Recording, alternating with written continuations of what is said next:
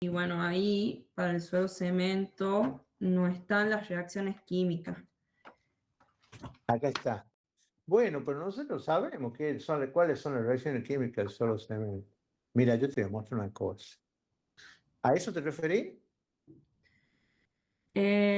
Sí, porque yo en otro apunte veía que si estaban las reacciones químicas, No, que esto es nos lo que a hablaba de vos una te hidratación da. primaria, secundaria, Sí, sí, el sí, uso sí, de la sí. escoria. Eso lo daba yo cuando dábamos la parte de, ya te digo, esto no está acá, eso está acá, estabilización del suelo. Nosotros teníamos esto, no sé, yo he hecho tantas cosas de esto. Ahí está, mira. Esto es una gráfica bien piola porque son preguntas que nos clarifican para el futuro. Mire, ya vamos a llegar a lo que vos me has dicho. Primero veíamos que pasa también 200 en granular, en estabilizado granular no es sinónimo de cohesión, ¿no? Fíjense que lo que nosotros necesitamos que es cohesivo es la arcilla, y además de la arcilla pasa el limo y pasa la arena fina. Es decir, que yo puedo tener un 20% de pasa también 200 y no tener cohesión. ¿Estamos? Bueno, esto ya está, esto es fácil. ¿Cuáles son las distintas tipos de energía de compactación? Nosotros hemos trabajado para suelo fino, trabajamos con el molde chico, el proctor chico y el pisón chico, que son los 6,606 kilos. En suelo cemento a veces se trabaja con el modificado, que en vez de 25 son 35 capas. Y para el T180 nosotros trabajamos con molde chico, molde grande, y en función de eso la repetición de carga. Y acá hay una lista que la tienen en práctica ustedes sobre valores, entre comillas, aceptables para distintos destinos, porque eso es muy, muy opinable. Acá veíamos cómo eran los comportamientos de los distintos tipos de suelo en relación a presión unitaria y humedad versus humedad. Y acá la explicación por qué a los materiales finos no le damos la máxima energía posible o mayor, porque son muy inestables debido a que la variación de su energía de fijación de agua entre el proctor, entre la humedad correspondiente al T99 y el 180 que reduce la humedad, duplica casi esa energía. Es decir, que lo que nosotros logremos llevándolo a un material fino con mayor energía, inmediatamente tome un poco de humedad, se va a volver a romper, es decir, que hace un trabajo al cohete. Esto es lo que vos decís, ¿no es cierto? Sí, Bueno, nosotros cuando presentábamos esto nos referíamos a la estabilización de suelo. Fíjate, cuando trabajábamos con, acá está eso, no, con pusilana, aquí hacemos hincapié, pero vamos a lo bife. El cero Portland es una estabilización entre un material arcilloso y cal perfectamente controlada y potenciada con todas las condiciones industriales para utilizar ese efecto. Y obtenemos citratos de calcio hidratado, que es el mismo producto del suelo cal, más hidróxido de calcio. Esa es la novedad nuestra. Y a partir de ahí planteábamos que era posible, si con suelo cal o con suelo cemento, aprovechar ese hidróxido disponible incorporando una puzolana y volver a hacer un silicato de calcio secundario, llamarle, al hidratarse la puzolana esa, en el caso este puntual, con el hidróxido de calcio o con la cal que libera el fraguado del cemento Portland. Si no tengo, ¿qué es lo que pasa? Que cada vez hay menos hidróxido de calcio disponible. Eso depende de que el cemento naturalmente sea el que más tiene, el cemento Portland normal, pero a partir de ahí cada vez se fabrican menos de ese tipo y sí se fabrican cemento Portland con adiciones. de manera tal de que los mismos productos cementicios ya vienen con esa segunda reacción incorporada, porque por puzolana, que hace lo mismo que hace vos si le agrega la puzolana. ¿Me entienden o no? ¿Hasta ahí vamos bien o no? Y acá tenemos la reacción semente de la partícula de arcilla. Los materiales constitutivos mineralógicos de partículas sílice y alúmina y ferro en su mayor proporción, en presencia del hidróxido de calcio o cal hidratada más agua, generan los silicatos y aluminatos de calcio hidratado. Son los mismos silicatos de calcio hidratado del cemento Portland. Por supuesto que estos se generan de una manera más lenta. El cemento Portland, la resistencia del cemento te da en una semana, suelo cal, o sea, la cal, mezclándola con el suelo para que tenga la sílice, te la puede dar en un mes y medio. No sé si ahora te Entiendo. podés preguntar. Sí. O sea, la arcilla está compuesto por, sería eso, la sílice, la alúmina y ese óxido ferroso, ¿verdad? Sí, A eso se le llama puzolanas también. a eso se le llama verdadero nombre puzzolano. Por ahí se Bien, generan confusiones cuando hablamos de reacción puzzolánica, porque a veces uno pone cal, no hay ninguna reacción puzzolánica. La puzzolana de por sí no tiene ninguna resistencia. Es uno de los dos productos del Poxipol, pero si no le pones la cal, no pasa nada. Distinto es que vos tengas una reacción con cemento, ¿entendés? Vos le agregas agua al cemento en la hidratación normal y ya generás vos una reacción, no necesitas cal, porque ya está incorporada en la fórmula del cemento la cal. De hecho, el cemento lo fabrican en lugares donde tiene acceso a materiales arcillosos y este, a piedra caliza. Ingeniero, por ese tipo, nosotros le agregamos agua, entonces tenemos los silicatos de calcio hidratado. Por ahí había leído también de que cuando se produce la interacción suelo-cemento, o sea que el suelo cemento se lo podía llamar como un suelo cal compactado. Es Sí, por eso, ¿no?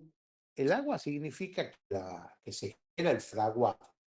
Vos Claro, mezclas cemento con suelo, no agrega agua, no pasa nada. Si mezcla la cal con la arcilla, que supongamos que la arcilla sea bien puzolánica, es decir, que tenga mucho contenido de sílice y la alúmina, pero si no tiene agua no pasa nada. Por agua, en el caso de la arcilla, necesita tener un pH para generar esta reacción, necesitas tener un pH que a la sílice, a la alúmina y al hierro que hay acá, lo solubilice. Ese valor de pH es entre 10 y 12. En el caso del cemento, no. En el caso del cemento, vos con agua, ya está, ¿ok? Acá necesitamos que se disuelva la partícula sílice para que se pueda combinar con la cal en presencia de agua y formar los silicatos de cal. ¿Cuándo se disuelve? Cuando tiene un pH de 10 a 12. Ese sí. pH, ¿cómo lo logra? Incorporando cal, porque la cal tiene pH 3 en agua destilada. Quiero que lo razonen, no le voy a tomar, digamos. Yo pongo cal, pongo la pozolana y pongo agua, mezclar. Tengo un porcentaje de cal que llego al pH 12 o 13 y se empieza a disolver y se empieza a generar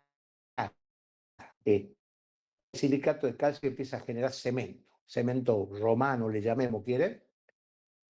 Hasta cuando va a generar el cemento. Tengo arcilla de ahí, eso es infinito. Hasta que se acabe el agua. No, supongamos que yo lo haga una situación de curado. Quiere decir que no se acaba Hasta que se baje el pH. hasta que se baje el pH. Es decir, cada vez que yo formo un silicato de calcio, ese silicato, esa fórmula, esa solución, consume calcio. El silicato que formo baja un poquito el calcio. Y va bajando. Cuando no tenga el calcio suficiente para que el pH se mantenga entre 10 y 12, se van a dejar de solubilizar las partículas minerales de arcilla ya no se van a solubilizar, no se pueden comer. Piedritas, llamale, yo estoy hablando muy grosero, pero ¿entienden el concepto o no Sí. entienden? Eso es Ingeniero, como, sí, dígame. o sea que yo la única forma para que yo vuelva a levantar el pH agregando más cal, ya la cal que estaba quedó inerte. La cal que estaba ya se ha hecho cementante. Seguís queriendo generar más silicato de calcio y vas a tener que seguir agregando más cal, porque hay una cal que se ha consumido en la primera reacción, que nosotros la descontamos porque es poquita. Y hay una cal que se consume en la segunda reacción para formar silicato de calcio. Y ahí la cal que me queda la tengo que tener para que tenga el pH alto, porque si no, no se solubiliza la sílice ni la lumina. pH entre 10 y 12. Necesito una cal que me la haga alcalina la solución. Obviamente todo esto en presencia de agua, ¿no? Y por otro lado, esa cal hay una cal que necesito para que mantenga el pH alto, para que se solubilice, y hay una cal que necesito para que se combine con lo que estoy solubilizando. ¿Me entiendes? Es decir, que es una reacción que va consumiendo la cal en dos aspectos. Por el lado de que genera sílice y necesito cal que mantenga la solución con pH alto. Yo voy sacando la cal. ¿Cuál es la cal que saca vos? La de los silicatos. Para que genere cemento necesita esa cal. Silicato de calcio es cemento. Bueno, esa cal que he sacado no tiene que afectar la posibilidad que la solución esté con pH alto. Porque ahí el día que tenga pH 11 se clava. Ya no se solubiliza más sílice y no se genera más silicato de calcio. ¿Entienden eso? O sea, un pH de 10 y 12 se solubiliza lo que son las pulsiones. Eso es lo más importante, que tenemos que acordarnos de todo esto. Y a Ingeniero, partir de nosotros, saber cuánto queremos de silicato de calcio. Porque puede venir una persona que diga, bueno, yo le voy a poner 7 de cal, ¿no? Que tengamos todo, y que no quede ni una partícula sin solubilizarse para que hagamos. Y bueno, yo no quiero tener ese hormigón, llámale vos, ¿me entendés? Quiero tener algo que tenga cierta flexibilidad, que sea tan rígido. Lo que sí hemos descartado, que el criterio de Marshall Thompson, que dividía las arcillas entre reactiva y no reactiva, era un criterio muy poco exigente. Es decir, que vos tengas 3,5 kilos más que el material naval. ¿Cuánto tiene un suelo común en compresión, en cámara húmeda, a los 28 días?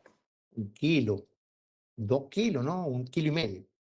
Y si vos tenés 3,5 kilos más, quiere decir que tu suelo va a tener 5 kilos a los 28 días. Es poco para que vos pensés en que es reactivo y que vas a lograr una resistencia poniéndole cal. Yo me refiero en cuanto a dónde se te prenden las luces, cuando tenés que poner plata.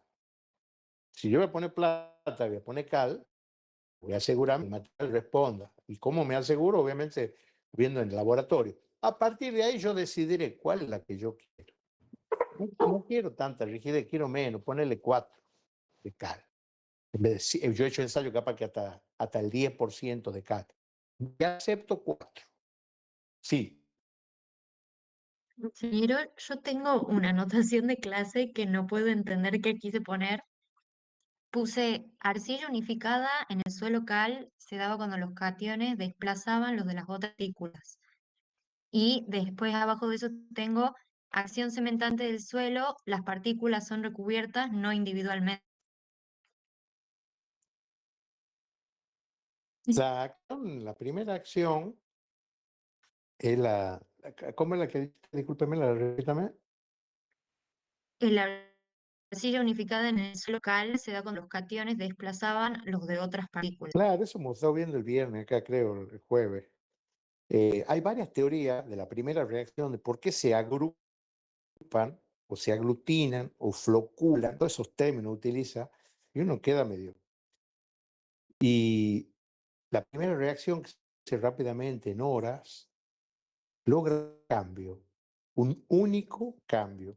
Y es irreversible y esta primera reacción es imposible que vamos a la segunda si no se hace la primera, es obligatoria llamar. El cambio es que pasa el material marítimo. Es decir, que todo lo que estamos viendo de los silicatos y aluminatos de calcio se aplica sobre la arcilla ya en tamaño limo. ¿Me siguen? Es Sí, decir, hay un montón de que no significa estructuralmente nada porque la resistencia es la misma, sí me saca el problema del hinchamiento menor. Y a partir de ahí está el flóculo ese de muchas partículas de arcilla que ya están en un tamaño limo. ¿Cuántas partículas? Y bueno, pensemos que si la arcilla era menos de 2, ¿a dónde estaba acá? Y bueno, yo tengo ahora le doy 50 y serán 100 partículas, 50 partículas. La idea es que me saco el problema del hinchamiento, que no es poco. Ese fenómeno, ¿por qué se produce ese aglutinamiento? Hay muchas teorías que son escenario microscópico, que no hay certezas. ¿No era que se generaba una fuerza de atracción? Había una teoría que decía que por esa variación de carga electrostática, tratando de seguir lo que acaba de decir la compañera, se generaba una fuerza de unión, pues variación de campo eléctrico y campo magnético.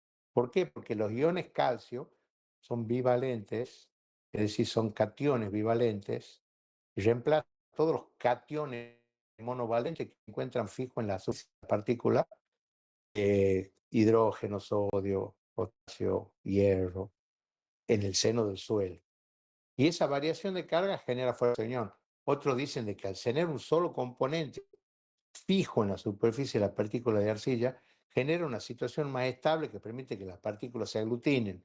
Otro dice de que la situación con el ion calcio únicamente en la superficie de toda la partícula de arcilla, entre comillas, porque ya es una partícula de mucha arcilla aglutinada que tienen un tamaño limo, genera que la película absorbida entre las partículas se disminuya. Definitiva, por una de estas razones o por otra que no conocemos, el fenómeno es importante que rescaten ustedes que esta primera reacción da para poco porcentaje, entre el 2 y el 3%, se da rápidamente en horas y lo único que genera, no es poco desde el punto de vista estructural, pero sí desde el punto de vista granulométrico, pasa al cristalismo. Estructuralmente no nada, pero sí se hincha. Perdemos el esponjamiento, ese problema que nos generaban las. Y a partir de ahí viene la segunda reacción que ya hemos hablado. Ingeniero, tengo una duda también de lo que es estabilizaciones. Cuando hablamos del ensayo escala útil vial, ¿para Sí. qué, para qué hacemos ese ensayo específicamente? Es un tema muy interesante porque, a diferencia del cemento, ya van a ver, si alguna vez trabajan investigaciones con cal, la cal es mucho más incierto el panorama. Si bien está normalizado, dice la normalización, te dice un grado de finura, te pasa también 80 por ciento en otros casos, y para de. ¿Por qué? Porque la cal viene de un material que es la piedra caliza, que en estado natural tiene un determinado grado de pureza. Entonces, cuando vos a esa piedra caliza la calentás, después la apagás y haces tu cal, tiene un determinado grado, es decir, de pureza en cantidad de óxido de calcio, hidróxido de calcio y carbonato de calcio. Entonces, hay un ensayo que hacen acá en el laboratorio de química en el último piso del bloque 4, no es muy complicado, que nosotros, ¿qué hacemos? A una solución con un determinado porcentaje de esa cal que tiene un pH alto, le bajamos el pH y medimos el consumo del material, que debe ser un ácido para que baje el pH, y después le volvemos a subir. Todo eso está normalizado, qué cantidad de ácido clorhídrico era que le poníamos para que llegue a un valor y en cuánto tiempo se mantenga el pH, todo se mide con un pHímetro y hay un busito magnético adentro de la solución para que se mantenga homogénea, es decir, que la mueve, llama. Tenemos videos de eso. Y a partir de ahí, la norma te dice que bajé a 7, después bajé a 2, y después cuánto, o a 1, y después cuánto consumía para volverla a subir a un determinado valor. Pero hidróxido de sodio, ¿no? ¿Cómo? Sube con hidróxido de sodio el pH. Con dióxido de sodio, que si no me equivoco, uno es el ácido muriático y el otro es ¿cómo se llama? El hidróxido de sodio era la soda cáustica. Bueno, pero a ver, ¿qué es lo importante de eso? Si vos vas a hacer una obra en tu casa, que se va a comprar una cal, no vas a tener ni idea posiblemente de cuánto, qué tan buena haya sido. Hoy por hoy ni siquiera ya se trabaja con la mezcla esta, ese cemento de albañilería. Ahora, si vas a una obra vial, sí te interesa, porque la bolsa de cal vale lo mismo. Que tenga un poco de cal útil vial o no, va a variar 1 peso, 2 pesos en función de la calidad de la seriedad de la empresa. Pero para vos va a ser totalmente, a poner 10 bolsas y tener una buena cal, o 5 bolsas, y si no va a tener que usar 8 para la misma unidad de volumen, ¿me entiendes? Claro, o ¿Cuál es el sea, dato? ¿Cuál es el dato importante? Que la fábrica que vos le compré, hay fábrica y fábrica, obviamente, ¿no? Puede variar de una época a otra porque se acaba una beta, están en el mismo lugar sacando y viene con menor calidad o con menor cantidad de cal útil vial. Eso es algo variable, ¿entiendes? Y un ensayo de eso te sale a vos 2 pesos, digamos, considerando que vos para lo mínimo que quieras hacer vas a comprar a granel de una cantera de un yacimiento de cal, vas a comprar un equipo, ¿me entendés? Entonces, va a significar un número, hay que tenerlo en cuenta cuando, en el caso que necesitemos ese volumen de cal. claro, se determina la calidad de la cal con... Claro, en base a eso, vos vas a dosificar en cal útil vial. Yo Pero cuando hago un no... trabajo científico, yo tengo que poner en cal útil vial el valor, para que vos lo puedas pero- recrear con otra cal, poniendo el porcentaje equivalente. ¿Me entendés? claro, pero no puedo evaluar la calidad de la cal con el índice este de hidroliza de BICAT. A ver, mostrármelo. Estoy con el celular en realidad, pero era la relación que había entre el sílice y la alumina y el óxido ferroso con el óxido de magnesio o el óxido de calcio. O sea, era la relación entre el material hidrolizante y lo que determina la calidad de la cal. Para ver la calidad de la cal se usa el ensayo de cal útil vial. Lo que me estás preguntando, ¿no estaba en la fase virtual para que lo busque? Eh, yo supongo que sí, creo que sí estaba en la presentación cuando lo... Después de, de la teoría esta de la calcinación del cal, si no me equivoco. La pregunta sería eso, más que si sirve para caracterizar la cal. La caracterización de la cal se trabaja con el ensayo de cal útil vial.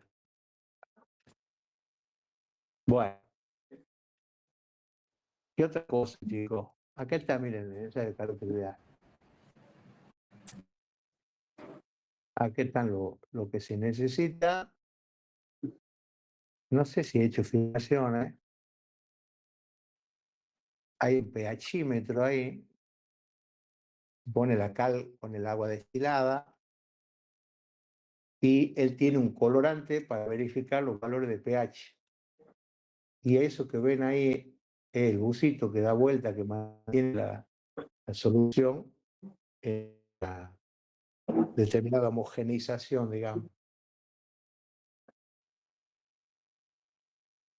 y vamos viendo los consumos. Para lo de química es un ensayo bien sencillo, digamos. Y Pero Sí, tengo una duda, yo tengo de clase que dice que en el suelo cal no hay fragua, que esa es la diferencia con el suelo cemento. ¿A qué se refiere que no hay fragua en el suelo cal? no sé.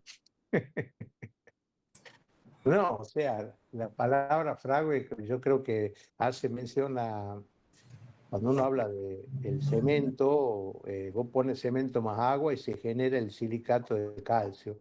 E inmediatamente vos, en horas, tenés un material rígido y vos decís afraguado. Lo mismo decís en el caso del hormigón, en el caso del suelo, vos podés decir, terminado, no puede pasar 4 horas, ya tenés que prefisurarlo, porque si no se gana muy rigidez muy rápidamente. ¿Qué pasa con el suelo cal? El suelo cal no tiene el silicato de calcio, no tiene silicato de calcio de nacimiento, lo va generando a medida de que va solubilizando la sílice y se va con la cal, ¿no es cierto? Eso es lo que hemos hablado hace un rato. Entonces, ¿qué pasa ahí? Las reacciones son mucho más lentas, lo cual tiene su ventaja y su desventaja. Su ventaja es que te genera una reacción que es exotérmica, más gradual en el tiempo, lo cual te hace pensar que tu cantidad de fisuras, si vos haces un suelo cemento edito, van a ser de menor envergadura, tal vez más cercana, pero de menor espesor. Tiene un dato que no es menor para nosotros. El cemento, vos lo pones, ya se ha abierto y te van a abrir de 3, 4 milímetros, si no haces la prefisuración. ¿Qué otra cosa tiene a favor? Exotérmica, el espesor de la fisura también disminuye, porque acordate que la fisura en todos los materiales cementados depende de 3 factores. Depende de la temperatura, en ese caso el cemento aumenta la temperatura, entonces genera mayor espesor de fisura. Depende de el fraguado propiamente dicho, es decir, el tiempo en el cual ese material pase de estado blando a sólido. En el caso del cemento es mucho más rápido y depende de la carga. Esos 3 factores te inducen a la fisuración en un material cemento. En este caso, ese estado de sólido, de estado blando, llamarle, no me sale la palabra sólido, en el caso de la arcilla, sigue ganando resistencia hasta el año. No quiere decir que esté blandito a los 6 meses, para nada. Pero para ver una idea, lo que en el cemento es una semana, en la arcilla en verano puede ser un mes y en invierno pueden ser 3 meses. Es decir, esa ganancia de resistencia es mucho más gradual y me permite una fisuración controlada, llamar. Hasta ahí lo que serían las ventajas. La ventaja, es decir, ese estado es dilatado, entendiéndose por fragado el tiempo en el cual lograría la máxima resistencia. En cambio, en el caso de... ¿Y cuál es la contra? La contra es que durante todo ese tiempo del fraguado lento y todo, tenés que asegurar condiciones de curado. Es un tema, si vas a pensar respuesta por qué causa que no la va a cubrir, tenés que ponerle algo para la condición de curado. Por ejemplo, que hagamos un camino rural y ponga ese suelo cal con alguna puzolana, pero que de acá a 90 días va a tener una resistencia durante los 90 días para que puedan circular, porque un camino rural algo debe circular. Entonces tiene que poner, y si le ponen un cuidador, el antisol, pasada de auto te lo come por la abrasión cubierta. Es decir, ya te obliga a poner algo, una capa de una carpetita, de lo que sea, un tratamiento, algo arriba para que siga en condiciones de curado. Una limitación. Y la otra limitación, si no es para una arteria Sí, pero una arteria que tiene más tránsito, la ganancia es más lenta, entonces, y no lo vas a poder pisar vos tan rápido como a lo otro, ¿me entendés? Vas a tener que esperar, porque las fisuras que va a generar por la carga van a ser grandes. Entonces, posiblemente te convenga hacer un desvío de tránsito. Fíjate, primero hacerlo en verano. Verano tiene dos cosas a favor cuando tenés estos periodos largos. Esto como esas plantitas que crecen despacito, ¿viste? Le tenés que dar ciertas condiciones para que sean óptimas. ¿Cuáles son las condiciones? Verano, alta temperatura, va más rápido. Ya hemos dicho que la madurez de cualquier elemento con un ligante hidráulico, que sería suelo cal, suelo cemento, o cualquier variante con pusolana de ello, es igual al producto de la edad cronológica por la temperatura. Es decir, que a alta temperatura yo puedo reducir mucho el tiempo para lograr la misma madurez. Y por otro lado, en época de verano, también hay mucha lluvia, lo cual me da cierta garantía en cuanto al curado, digámosle. Si yo la dejo expuesta a esa base y le he dado alguna carpetita muy finita o lo que fuera, continuamente va a tener lluvia. ¿Y qué pasa cuando se seca y vuelve a caer el agua? Eso no hemos hablado. Estamos con un suelo local. Empiezan a hacer silicato de calcio, bloom, se seca. ¿Por qué? Porque no le hemos puesto curador. Entonces, ¿qué pasa ahí? ¿Qué pasa cuando se seca? Se para Deja todo, de ¿no es haber cierto? reacción. Se para todo ahí. Y vuelve a llover. ¿Qué va a pasar? Miren, escuchen bien. Aparte el suelo del suelo no cambia. Húmedo, bueno, puede subir el pH para que se solubilice. La parte de la cal que estaba en la parte superior de la capa, o sea, que era hidróxido de calcio, ¿no es cierto?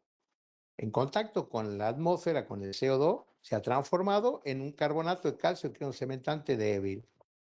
Pero, gracias a Dios, eso no ha sido general para todos, sino para abajo ya se mantiene el hidróxido de calcio. Es decir, que una vez que llueve y ese espesor de la capa capilarmente se vuelve a humectar, sigue el fenómeno del tiempo. Es decir, puedo volver a generar nuevas resistencias. De hecho, fíjense que eso es lo que pasa en ese otro tema. Después googleen, es interesante, en las construcciones romanas, fíjense, ellos trabajaban con cal viva. Ellos trabajaban con cal viva y con agua de mar. Entonces, ¿qué pasaba? Se secaba, por X causa, el muelle, lo que ellos hacían, después se volvía a humectar y decían que tenía el efecto de autocurado, es decir, que se sellaban las fisuras. Fisuraba porque no tenía la resistencia y al secarse, ¿no es cierto? Al volver a caer agua, en este caso cal viva, óxido de calcio, al hidratarse se generaba hidróxido de calcio, se volvía a combinar con la puzzolana, que era la cisa del volcán Vesubio, en la zona de Púzoli, de donde viene el nombre puzzolana, que es como una piedra pome que flota, y se curaban las fisuras. Esa tecnología, hasta el año que yo sepa, hasta el año 19, la estoy estudiando en la Universidad de Utah, porque a una mina que se llama Jackson, la ingeniera, le llamaba la atención cómo puede ser que los muelles romanos llevan 2000 años y los muelles que hacemos nosotros con hormigones recontra probados, estudiados, no lográbamos ni la 10ª parte. Bueno, hay todo un historia. Pero eso es lo que linda libertad de esto. ¿Qué otra cosa? Buenas tardes, chicos. Hola, Sebastián. Hola, ingeniero, qué alegría Vos me escuchar. entrada, sabía, ¿cierto? No, que estoy con la pantalla, entonces no sé quién es. Ah, Sebastián, escúchame. Los chicos, creo que el ingeniero Guzmán ha dado la clase y ellos han escuchado o han tomado apuntes con el método de Mark Thompson, que para suelos mejorados con cal se tomaba porcentajes de cal pare y para suelos que puedan ser estabilizados con cal, porcentaje impares. Eso es lo que hablaba en el método Marshall-Thompson, aparte de los 3,5.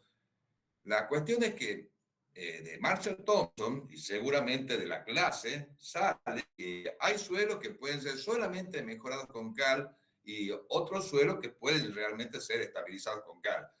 Entonces, descartando el criterio de Marshall-Thompson, creo que he escuchado eso, ¿cómo consideraría para tener en cuenta que este proceso va a ser una estabilización, no solamente un mejoramiento o simplemente sacar el hinchamiento de este camino? Para que los chicos más o menos descarten lo que puedan haber escuchado que no cierra o sigan con el mismo proceso, criterio. Sí, de lo que has dicho entiendo todo. Lo que me llama la atención es lo de los porcentajes pares e impares. Bien.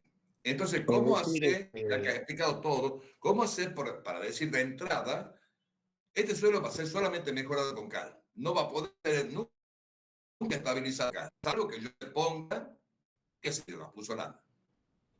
exacto. La idea es que ese suelo ¿Cómo que voy yo a lo tengo en hacer? el lugar, la mayoría de los casos, que sea mejorado para yo tener de ahí una fundación. Es una, Claro, ¿no?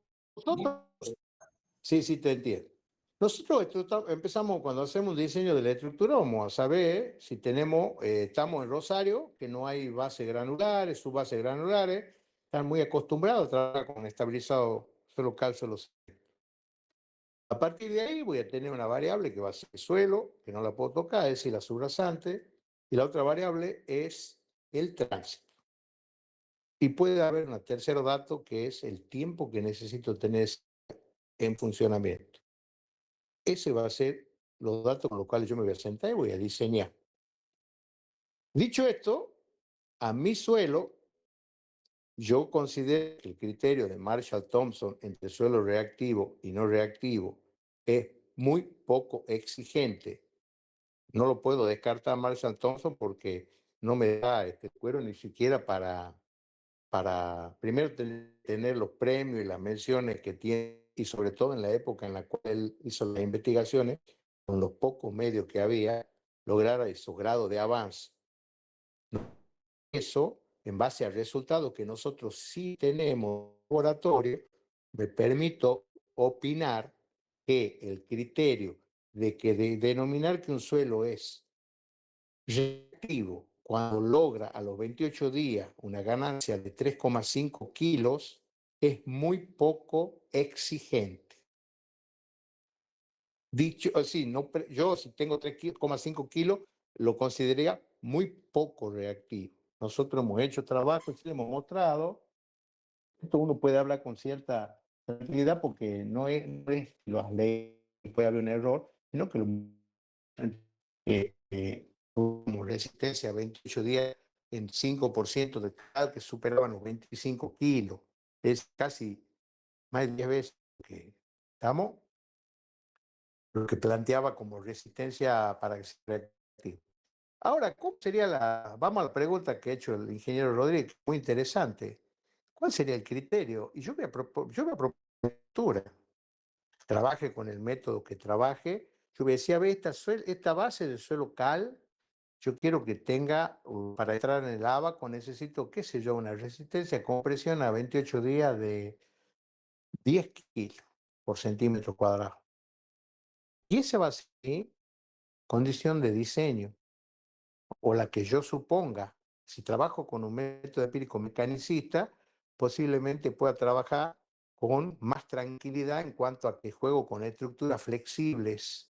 No estoy tan atado a la rigidez, porque hay un doble juego, verifica la fisura y verifica paralelamente la deformación. Entonces yo puedo con un clic en la computadora cambiarle la rigidez a esa capa de suelo cal hasta que llegue un punto en el cual se falla por deformación y de ahí le empiezo a subir.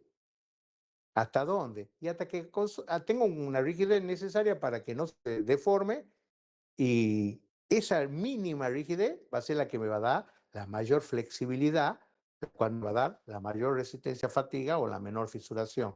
Adopto ese porcentaje de cal. Y a partir de ahí voy al laboratorio y la fijo a esa cal. Perdón, la fijo a la resistencia que supone ese porcentaje de cal. Porque yo en el ábaco entro con resistencia. Y veo qué porcentaje de cal para meter la cal necesito para tener esa resistencia. Ese va a ser el procedimiento. Es decir, que el laboratorio responde al diseño. No es que yo voy a hacer un porcentaje de cal que está arreglado en mi cabeza, siempre va a ser 3%, 3%, 5%, 5%. Obviamente que sí me va a hacer ruido si pongo más del 5 o 6%. Estamos hablando de cal utilidad. Pero yo voy a ir buscando una rigidez que a mí me sirva para el diseño estructural, que es un todo, no es solamente la cal, es un todo que ya está puesto el tránsito y el subrasante. Y para esa resistencia o rigidez, voy a buscar cuál es la dosificación que cumple en el laboratorio. Respetando a todos los conocimientos y a todo lo... ¿Y cuál es el detalle a tener en cuenta que vamos a hacer? Para cada partida de cal que llegue a la obra, le vamos a tener que hacer sucesivos ensayos de cal útil viral para ir corrigiendo la dosificación. Porque aunque ustedes no lo crean, la partida esta de la misma cal, del mismo lugar, tiene distinta cal útil viral que la que ha venido un mes después o la que ha venido 2 meses después, por decir algo. ¿Entienden? Sí, ingeniero. Algo así sería la cosa. Obviamente que el diseñador, como hablo siempre, esta es una carrera de obra, chico. Salvo que vos tengas una tremenda sinfonía con el ingeniero que obra y vida diaria, permanente, que lo que vos sacás en el laboratorio tiene que estar en la obra, materializado, si no, no tiene ningún sentido, ningún valor tiene lo que vos hagas acá. ¿Entiendes? Entonces, cuanto más me parezca lo que yo he planteado en el laboratorio, que a su vez obedece lo que yo he planteado en la teoría, cuando más obedezca la práctica a eso, mejor el resultado va a haber. No sé si quedó claro, Horacio, me he ido mucho por la... Y vos te querés explicar todo. ¿Qué me decís yo? Ya soy un hombre grande, Horacio. Muy bien. Chicos, sigamos. ¿Qué otra pregunta hay? Ingeniero, buenas tardes. Buenas tardes. Yo tengo duda con respecto a pavimento rígido, pavimento de hormigón. Sí.